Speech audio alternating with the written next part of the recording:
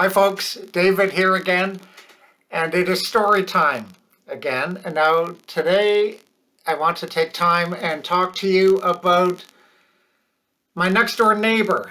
When I was living in Toronto doing my PhD at the University of Toronto, and I was living in Chinatown, just immediately south of the University of Toronto in downtown Toronto.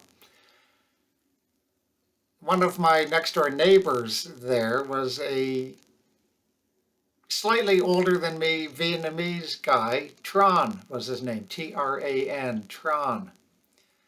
And I got to know him over the mid 1980s into the late 1980s. Lovely, lovely guy, great family. He and his wife, and they had three little kids, and his mother-in-law, father-in-law were living in the house with them. So there were three generations of Vietnamese Canadians there. And I got to know, as I got to know them and him, eventually he told me his backstory, and I was wondering how he had come to Canada and what they thought of Canada as immigrants.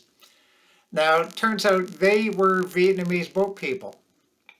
1979, getting out of Vietnam. Now, he was in his 30s, he was mid 30s when I met him back then. He was about 10 years older than me. And so he said, he was a Vietnamese boat people, and during the Vietnamese War, he was from Saigon in his family, and he was going to University of Saigon. He was studying engineering, but he also knew English very well, and so as the Vietnamese War was happening, jobs were scarce, and one job he could get was being a translator for the American Army as they went out into villages and needed somebody, Vietnamese, who could translate what the Vietnamese villagers were saying to the American soldiers. So Tran became a U.S. Army translator. 1975, the Vietnamese War is over and the South is lost, and the Republic of South Vietnam in the South is lost, and they've been taken over by the communist Viet Minh guerrillas from the North. And Tran and his family are still stuck in Saigon. And so the new Vietnamese government finds out all the people who were working for the Americans, and they quickly find Tran's name on various lists that they have. And so Tran and his family are deported out of Saigon up to labor camps in the countryside, to the north of Saigon. And so then for 4 years, they do slave labor. And yeah, they're city folks. They're middle class Vietnamese, so they're not used to hard, grinding, rural agricultural work. But for 4 years, they're doing this. Then 1979 comes, and they're all told in this labor camp that those people who want to leave may leave if they can come up with a certain amount of money to pay the Vietnamese government. So Tran and his family, they do have some jewelry still and some money, and some clothes. So they scrape everything they've got together and they buy their passage out of Vietnam to the point that they have virtually nothing left, but they're able to get onto the rickety boats. And you've seen some of the pictures of these type of boats crowded with Vietnamese refugees, and they're entitled to sail to Thailand.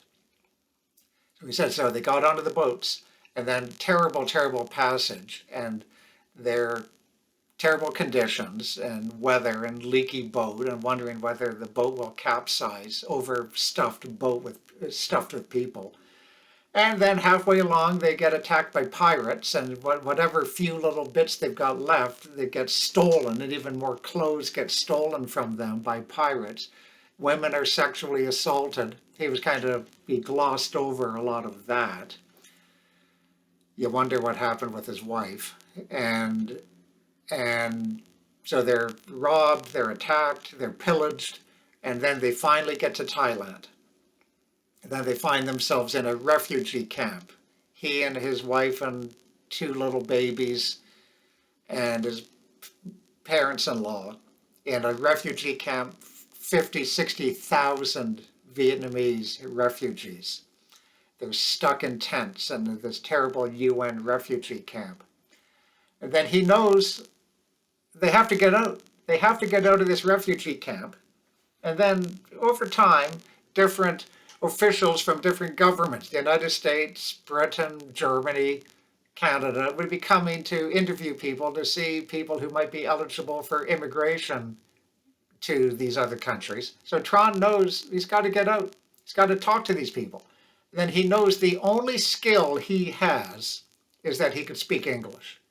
So he's hustling to get to these meetings and to hustle to the top front of the line to speak to an American diplomat, to speak to a British official, immigration official. The problem was these other countries, they'd be happy to take him and his family, but they didn't want the parents-in-law. They didn't want the older parents-in-law who couldn't speak a word of any other language other than Vietnamese.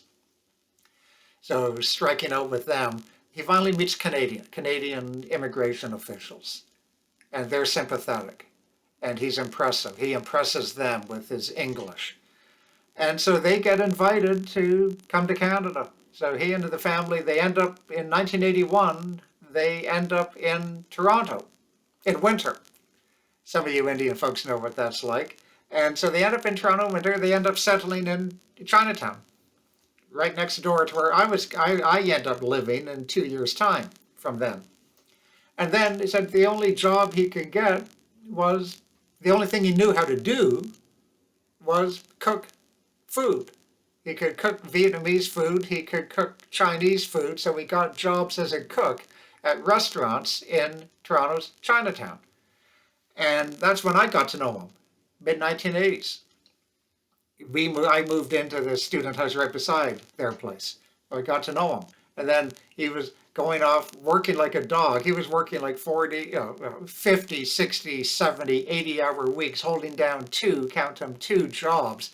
One in a Vietnamese restaurant, another in a Chinese restaurant, working in the kitchen, making minimum wage, putting in huge hours to take care of his family.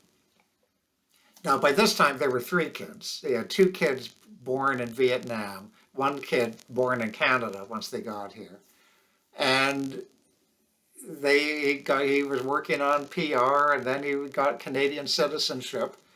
And he worked like a dog. And